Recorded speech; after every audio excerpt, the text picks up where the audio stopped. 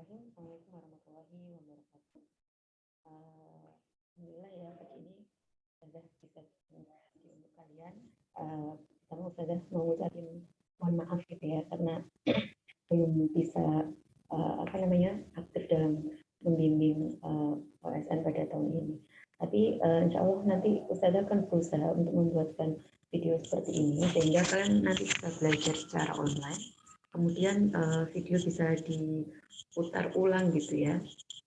Jika misalnya nanti ada yang belum paham, boleh nanti jawab di Ustazah atau ditanyakan di grup gitu ya.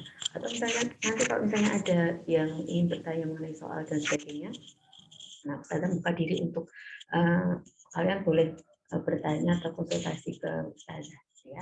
Termasuk jika menginginkan pembahasan dari soal-soal yang Ustazah sudah share kemarin, nggak apa-apa nanti disampaikan gitu ya, nanti akan Ustazah buatkan video pembahasannya. Baik, untuk materi hari ini kita akan membahas tentang atmosfer ini gitu ya. Nah, sebentar ini Ustazah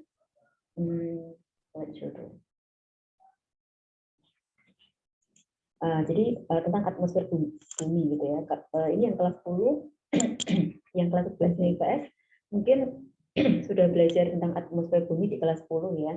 Ini Ustazah mengulang, bagi yang belum ya ini silahkan belajar untuk awalan ya, belajar tentang atmosfer bumi. Yang seperti kita tahu bersama bahwa bumi terdiri dari beberapa lapisan, salah satunya adalah lapisan yang menyelimuti bumi, yang kemudian disebut sebagai atmosfer. Nah, atmosfer itu apa? Atmosfer berasal dari kata Yunani yang berarti atmos, kemudian uap yang berarti sphaira atau bulatan, gitu ya. Maaf, atmosfer berasal dari kata Yunani atmos yang berarti uap dan sphaira yang berarti bulatan atau sphere, gitu ya. Jadi atmosfer adalah lapisan gas atau lapisan udara yang menyelimuti bola bumi. Kemudian gas yang membentuk atmosfer disebut dengan udara, ya. Udara natural terdiri dari udara kering, uap air, dan aerosol. Kemudian udara bersifat mobile atau bergerak, kemudian kompresibel, dia bisa ditekan, gitu ya. Tidak berbau, tidak berwarna, tidak memiliki rasa, dan tidak bisa dirasakan kecuali udara yang bergerak atau angin. Jadi kita bisa merasakan ketika udara tersebut berhembus gitu ya, mengenai kulit kita, kemudian kita merasakan oh ada angin.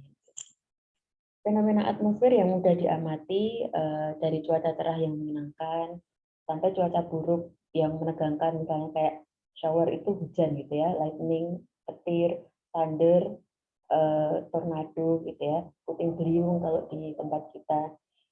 Nah, seperti itu. Jadi itu beberapa fenomena atmosfer. Contoh lagi misalnya kayak pelangi gitu ya, itu juga contoh atmosfer.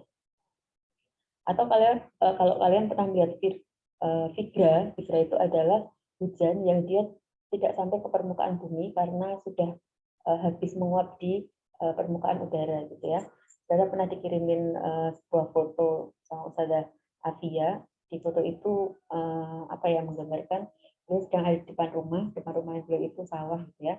Di atas sawah itu ada udara, ada awan, kemudian seperti turun hujan, tapi hujannya itu tidak sampai ke bawah, jadi cuma di tengah-tengah saja. Nah, itu namanya Vigra.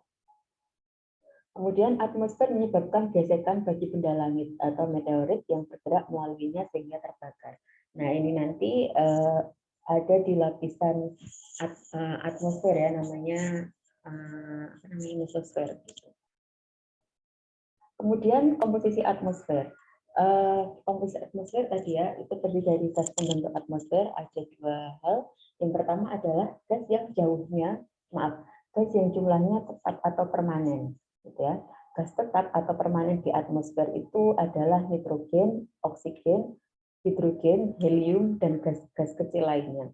Kemudian gas yang jumlahnya berubah itu ada uap air, karbon dioksida, dan ozon. Ya, seperti kita tahu bersama bahwa ada fenomena lapisan ozon menipis, kemudian kembali lagi, gitu ya. Nah, itu yang menyebabkan ozon di permukaan bumi kita itu, di lapisan atmosfer kita itu berubah-ubah. Kemudian komposisi udara tersebut berada di atmosfer bawah. Mohon maaf, ini nggak kelihatan. komposisi ini gitu ya, itu ada di atmosfer bagian bawah, yaitu dari permukaan bumi 0 km sampai sejauh 25 km gitu ya. Jadi di atas itu lagi semakin menipis, bahkan kalau sudah sampai ruang hampa itu udah nggak ada gitu ya, nggak ada gasnya.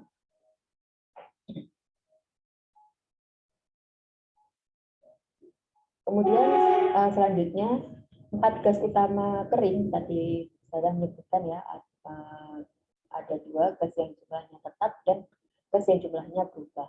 Nah, ada komposisi atmosfer yang berupa gas utama udara kering, yaitu komposisinya sejumlah nitrogen 78,08%, oksigen 20,95%, dan argon 93%. Jadi gas kering terbanyak, ya, udara kering terbanyak yang ada di atmosfer yaitu nitrogen, gitu ya.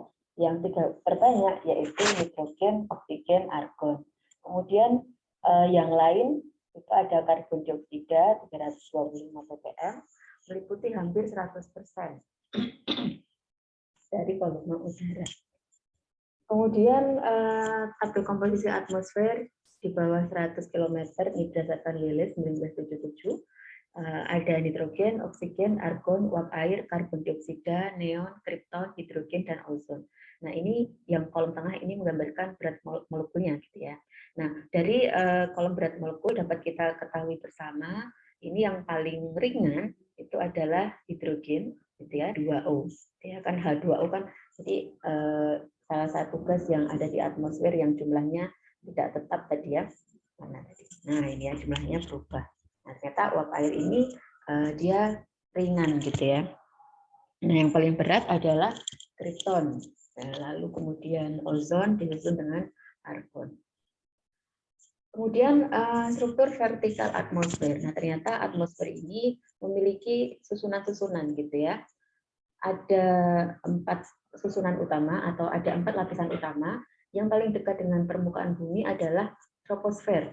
Nah, troposfer ini dia paling dekat dengan bumi, kemudian dia tempat terjadinya peristiwa cuaca, misalnya hujan, kemudian pelangi, kemudian petir tadi ya, puting beliung, nah dan sebagainya itu terjadi di lapisan troposfer. Nah, kemudian di lapisan troposfer ini terjadi peristiwa lapse. Lapse itu adalah setiap kenaikan muka bumi ya, setiap kenaikan elevasi sejumlah atau setinggi 100 meter, maka udara atau temperatur itu akan turun 0,65 derajat Celcius. Nah, jadi ini kenapa kalian kalau di daerah pegunungan itu hawanya lebih dingin, kemudian di dekat pantai itu hawanya lebih panas. Nah, ini karena terjadi lapse di lapisan troposfer kita, gitu ya. Jadi saya ulangi lagi, lapse ini adalah fenomena yang terjadi ketika naiknya ketinggian 100 meter, maka temperatur akan turun sejumlah 0,65 derajat Celcius. Kemudian di atas lapisan troposfer ini ada lapisan stratosfer gitu ya. Di antara stratosfer dan troposfer ada lapisan pembatas. Pos ini yang menjadi jalur terbang pesawat komersil gitu ya. Kenapa pesawat terbang itu dia terbangnya di jalur tropopause? Karena untuk menghindari peristiwa iklim gitu, peristiwa cuaca. Pesawat kan harusnya menghindari hujan, menghindari awan gitu ya. Sementara awan itu terjadi di lapisan troposfer, sehingga pada kondisi seperti ini pesawat udara biasanya akan terbang di jalur yang lebih atas lagi, di mana awannya tidak tumbuh. Kemudian di lapisan stratosfer ini terdapat lapisan ozon gitu ya. Lapisan ozon ini fungsinya adalah melindungi bumi dari sinar ultraviolet gitu ya. Seperti yang kita ketahui bersama, sinar matahari yang sampai di permukaan bumi itu melalui radiasi. Nah, salah satu yang dihasilkan dari sinar matahari itu adalah ultraviolet. Sinar ultraviolet ini kalau langsung mengenai permukaan bumi, maka dia akan mengganggu kehidupan yang ada di permukaan bumi gitu ya, termasuk manusia. Kena langsung sinar ultraviolet, nah dia bisa terganggu kesehatan kulitnya gitu ya. Bahkan kalau ada yang lebih parah itu bisa terkena penyakit kanker kulit. Maka di beberapa wilayah di daerah tropis atau yang mendekati tropis gitu ya, mereka aware dengan yang namanya kesehatan kulit gitu ya. Maka kemudian populer produk-produk sunscreen. Nah, sekarang mungkin harusnya tidak tabu ya, baik laki-laki maupun perempuan gitu ya, ketika menggunakan sunscreen, karena itu salah satu apa namanya upaya pencegahan gitu ya, upaya pencegahan dari terpapar dari sinar ultraviolet. Dan lembaga-lembaga semacam BMKG gitu ya, baik di Indonesia maupun di negara-negara lain yang paparan ultravioletnya tinggi, itu biasanya selalu memberikan info gitu ya. Hari ini paparan ultraviolet indeks UV biasanya ya, mereka mengeluarkan indeks UV. Atau kalau kalian pengen tahu, kalian bisa buka HP kalian, jika ada aplikasi apa namanya info cuaca gitu ya, buka aja, di situ pasti ada info tentang indeks UV gitu ya. Nah biasanya kalau pas lagi terang-terangnya itu sampai jam maksimal tuh sampai jam 2 ya, biasanya tuh indeks UV-nya sangat tinggi gitu ya. Nanti ada petanya di situ warnanya sampai ungu gitu ya. Nah, itu indeks UV tinggi. Nah, biasanya ketika indeks UV tinggi gitu ya. Kalau kalian pernah lihat drama Korea yang membahas tentang BMKG gitu ya, di situ ada satu scan yang menceritakan tentang pada suatu hari indeks UV di negara itu tinggi, kemudian BMKG merilis pemberitahuan, lalu beberapa apa namanya beberapa sekolah itu kemudian meniadakan kegiatan di luar gitu ya karena cukup berbahaya. Kemudian apa namanya beberapa perkantoran juga meniadakan kegiatan atau aktivitas di luar gitu ya. Tapi kalau di negara kita kayaknya belum sampai ke situ ya warningnya tentang paparan sinar ultraviolet gitu ya. Bahkan coba sekarang yang anak laki-laki yang pakai sunscreen berapa gitu ya. Kayaknya enggak semuanya atau mungkin tabu ya. Masa laki-laki pakai sunscreen. Sebenarnya sunscreen itu bukan make up ya, dia kalau menurut saya sih lebih ke kesehatan gitu ya. Oke, selanjutnya tadi apa ya ceritanya panjang banget ya di lapisan troposfer. Oke, di lapisan mesosfer. Lapisan mesosfer ini dia memiliki lapse rate juga gitu ya, sama seperti troposfer. Tapi hitungannya beda.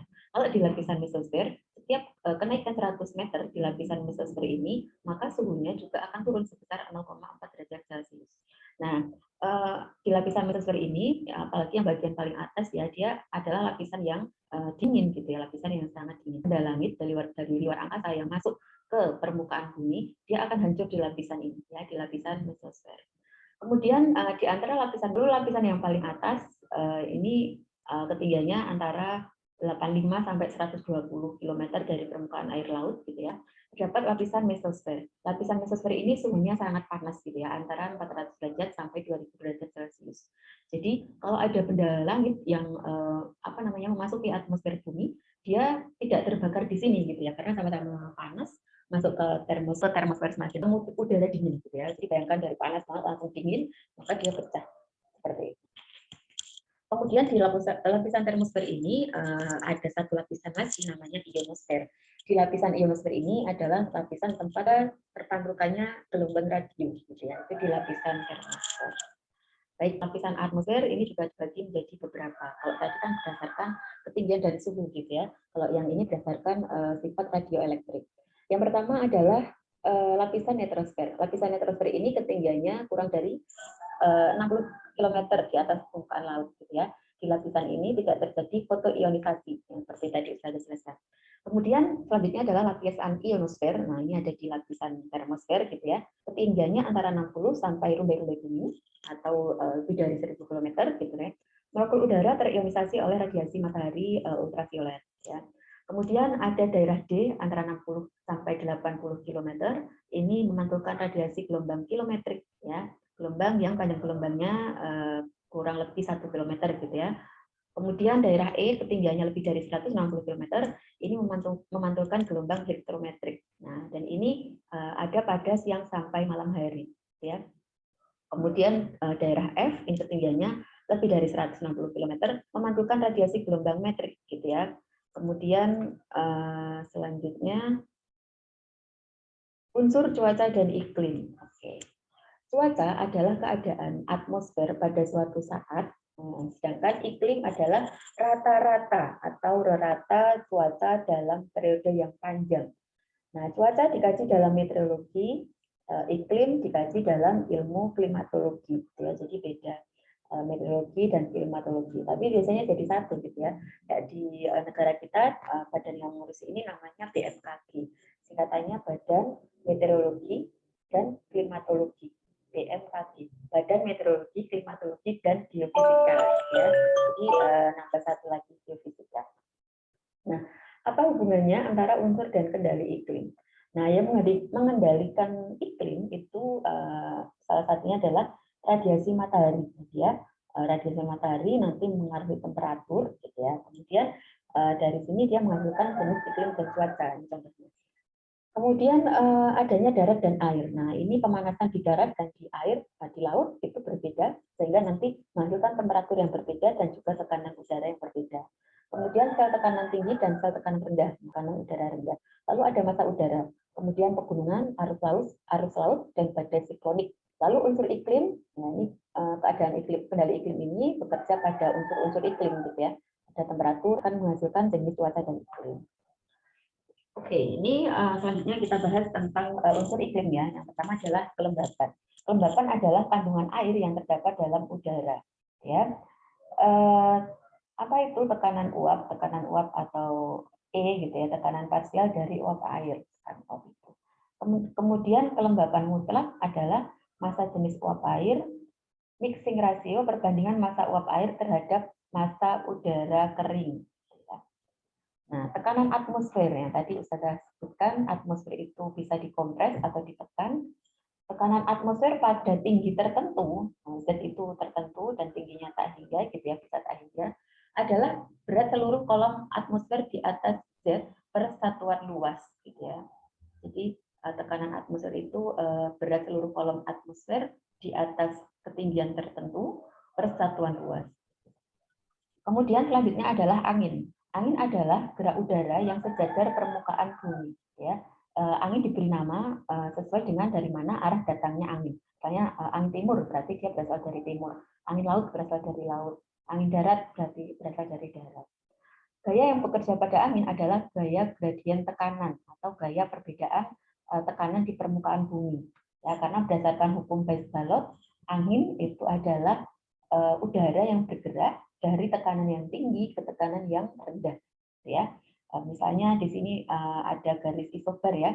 Garis isobar itu garis yang menggambarkan pada 900 milibar, yang bawah ada 1000 milibar. Maka angin akan bergerak dari tekanan yang tinggi sebagai angin gradien gitu ya, atau angin gradien tekanan, atau angin yang disebabkan karena perbedaan gradien. Kemudian pergerakan angin. Nah, kalau kita lihat antara darat dan laut, gitu ya, darat itu dingin, gitu ya, sifatnya dingin pada siang hari, gitu ya. Kemudian dia lebih dingin dari siang hari atau lambat memanas dibandingkan dengan daratan. Jadi daratan itu dia lebih cepat untuk memanas pada siang hari. Nah, sehingga pada siang hari suhu di darat dia lebih tinggi ya daripada suhu di laut. Nah, karena suhu di darat lebih tinggi, maka tekanannya akan turun. Maka di sini tekanan udara di darat itu low atau rendah ya. Kemudian tekanan di laut itu tinggi. Nah, karena suhunya lebih rendah ya daripada daratan. Nah, ketika terjadi seperti ini, maka angin akan bergerak dari laut menuju ke darat. Nah, ini disebut sebagai angin laut. Gitu ya. Kemudian selanjutnya pada malam hari, gitu ya, kebalikannya, gitu ya. Kalau pada malam hari darat ini lebih cepat mendingin daripada yang di laut. Laut itu lebih lambat dalam mengeluarkan panas, gitu ya. Sehingga suhu di malam hari dia lebih dingin daripada yang ada di laut. Nah, karena di sini lebih dingin, maka tekanan udara di darat pada malam hari lebih rendah, gitu ya. Sedangkan lebih tinggi. Sedangkan yang ada di laut suhunya tinggi, tekanannya rendah. Yang ada di laut suhunya betul ya, suhunya tinggi, tekanannya rendah. Nah, sehingga angin akan bergerak dari darat ke laut. Nah, kemudian karena bumi berotasi, maka muncul gaya Coriolis. Gaya Coriolis itu gaya yang disebut gaya yang disebabkan karena bumi mengalami rotasi, dan gaya ini bisa membelokkan arah angin akan bergerak dari tekanan tinggi ke tekanan rendah gitu ya, karena pengaruh gitu ya. Nah, karena pengaruh ini kemudian berbelok, dan dia kemudian anginnya ini bertiup sejak disebut angin geostropik gitu ya. Angin geostropik adalah angin yang geraknya sejajar dengan garis isobar. Kalau yang tadi angin gradien tekanan, dia geraknya adalah lurus gitu ya, tegak lurus dengan garis isobar. Nah, ini kalau digambarkan gitu ya. Jadi harusnya dia bergerak dari utara ke selatan gitu ya, atau dari sini dari selatan ke utara. Karena tekanan di sini kan lebih tinggi, di sini lebih rendah gitu ya. Tapi karena pengaruh rotasi, maka dia anginnya berbelok gitu ya. Dia harusnya begini, dia berbelok gitu. Nah, gaya Coriolis ini semakin mendekati kutub, dia semakin nol. Jadi FC yang ditulis di terbesar itu ada di wilayah kutub ya, baik kutub utara atau kutub selatan. Dan selanjutnya adalah angin permukaan menderita, ini maksudnya terkena gaya gesekan yang memperlambat kecepatan angin, sehingga gaya Coriolis menjadi kecil, sedangkan gaya gradien tekanan itu tetap. Jadi angin memotong isobar tekanan rendah, gitu ya. Kalau tadi angin geostropik dia sejajar dengan garis isobar, angin ageostropik adalah angin yang memotong garis isobar. Selanjutnya adalah angin yang bertiup pada isobar lengkung atau lingkaran, gitu ya. Ada 3 gaya, yaitu tadi ya FP, FC, gaya Coriolis, angin Coriolis, dan FS atau gaya sentrifugal. Ada 2 angin gradien gitu ya. Yang pertama adalah angin siklon. Jika pusat isobar adalah tekanan rendah, ini ya, yang paling luar ini tekanan tinggi, jadi anginnya bergerak menuju ke dalam gitu ya. Angin antisiklon adalah angin yang terjadi jika pusat isobarnya itu tinggi gitu ya. Jadi dia menyebar anginnya keluar gitu, dari pusat tekanan ke luar pusat tekanan. Kemudian angin adalah besaran vektor yang memiliki arah dan kecepatan. Ya, ada arah, ada kecepatannya. Ini kayak di fisika gitu ya. Angin itu adalah besaran vektor yang memiliki arah dan kecepatan. Arah angin dinyatakan dalam derajat gitu ya. Berapa derajat gitu ya. Kalau kalian belajar di pramuka gitu ya, ada 8 arah mata angin, atau kadang ada 16, ngapalinya agak susah ya, ya. Selatan tenggara gitu ya, itu yang pas 8 arah mata angin. Kan yang kita ketahui ya, kalau dari pelaku itu timur, tenggara, selatan, barat, daya, barat, barat laut, utara, timur laut. Tapi di pramuka nanti akan belajar lebih detail lagi gitu ya. Antara utara dan antara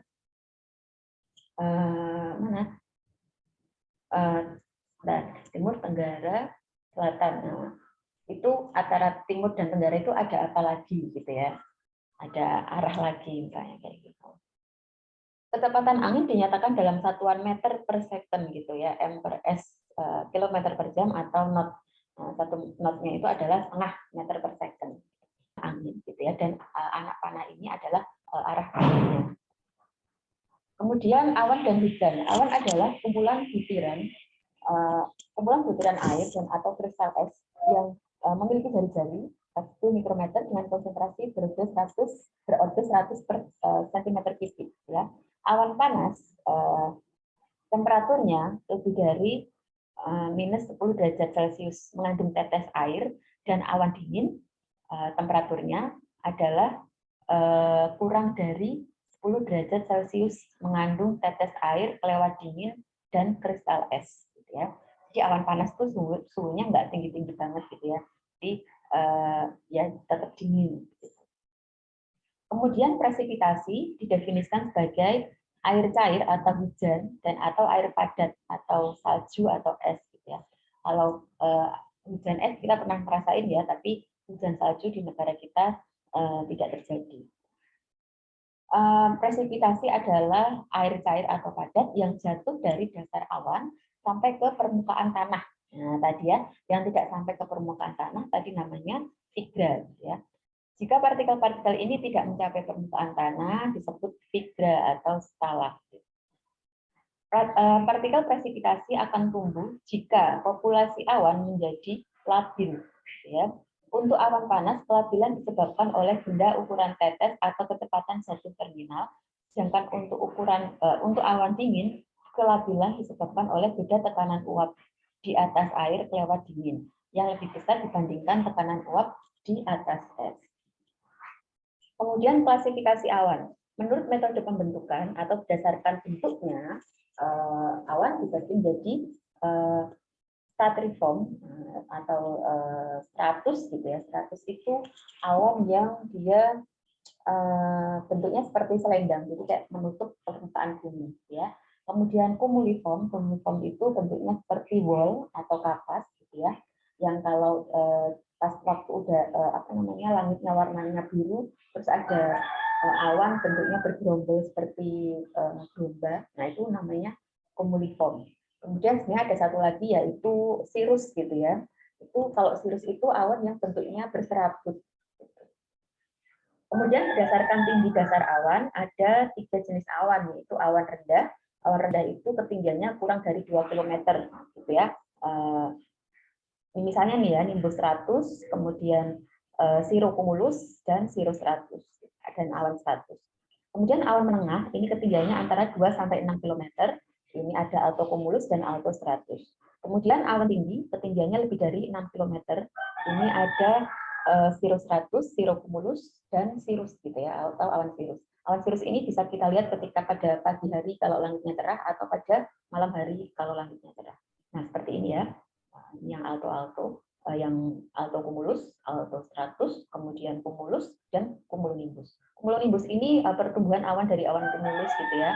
Yang pertama awan cumulus, cumulus humilis, cumulus comestus dan cumulus nimbus. Jadi awan cumulonimbus ini dia pertumbuhannya itu secara vertikal dan dia mentok pertumbuhannya sampai batas tadi di lapisan stratosfer gitu ya.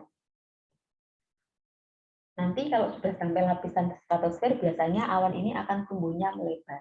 Ya. Ini punya batas pertumbuhan. Selanjutnya adalah curah hujan. Bentuk presipitasi adalah curah hujan, gerimis, salju, dan batu es. Di Indonesia pada umumnya presipitasi berbentuk tetes hujan.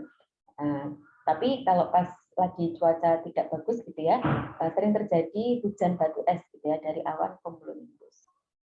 Ada 4 jenis hujan. Yang pertama adalah hujan konvektif. Hujan konvektif itu hujan yang terjadi di daerah khatulistiwa atau ekuator gitu ya. Ini ya hujan seperti di tempat kita. Kemudian hujan orografis. Hujan orografis itu hujan yang terjadi di daerah pegunungan seperti ini, di mana di sini kalau di pegunungan itu biasanya ada 2 ya, daerah hujan dan daerah bayangan hujan. Daerah hujan bayangan hujan ini daerah yang nggak ada hujan, dia cuma kena angin atau udara kering. Nah, biasanya di daerah bayangan hujan ini dia temperaturnya lebih panas gitu ya, dan sifatnya lebih kering. Kalau yang ini dia temperaturnya lebih dingin, basah. Gitu ya. Selanjutnya adalah hujan konvergen. Hujan konvergen itu hujan yang terjadi ya tadi ya di daerah konvergensi. Gitu ya. Kemudian hujan frontal. Hujan frontal itu bertemu dengan massa udara dingin. Gitu ya. Oke. Nah ini contoh-contoh. Baik, Ustazah, akhiri dulu pertemuan kita. Insya Allah nanti akan Ustazah buatkan video pembelajaran selanjutnya ya untuk besok atau mungkin hari ini akan Ustazah buat lagi. Kita akhiri, cukup sekian dari Ustazah. Selamat belajar. Wassalamualaikum warahmatullahi wabarakatuh.